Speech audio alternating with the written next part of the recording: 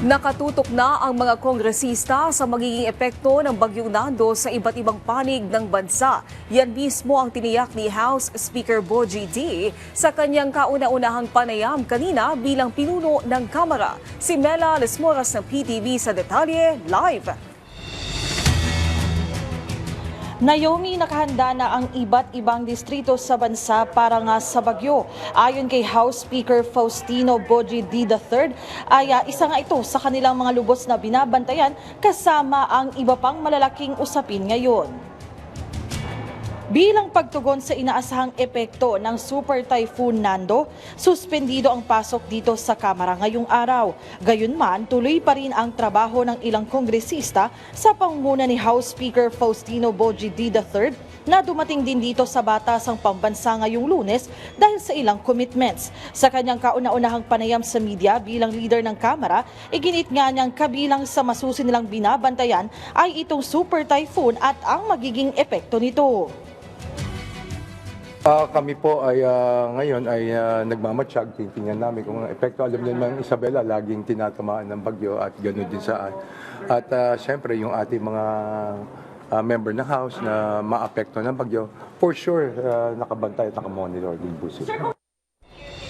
Sa ngayon, sabi ni Speaker D, pangunahing layunin ng Kamara ang maipasa sa tamang oras ang proposed 2026 national budget.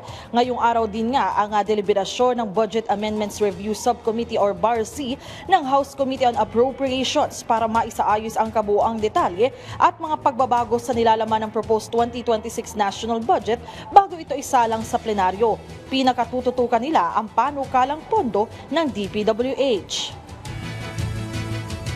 Pinakamahalaga po dito, nakita naman po natin na yung isinumite ng DPWH na budget ay bumaba ng 255 billion. So yun po yung pinakamalaking task on the part of the BARC, which is to reallocate essentially the 255 billion pesos. Thankfully, we have the guidance of the President as well.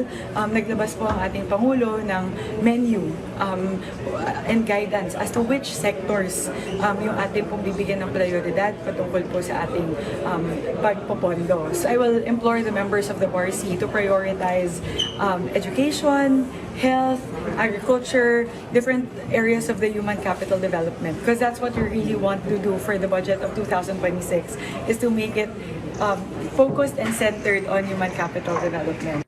Unang-una, alam niyo naman po na talaga ang pinaglalaanan natin ng oras ngayon na to make sure na transparent at ang ating pinapapasang proposed budget. Hinihiling po sa inyong lahat na sama-sama nating bantayan ang proposed budget na to nang matiyak na tama ang paglalaanan ng pondo ng bawat sentimo para po sa ating sambayanan.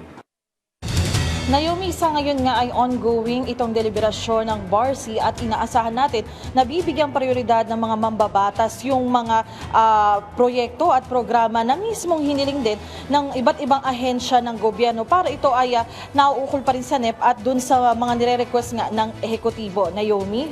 Maraming salamat, Mela Lesmoras.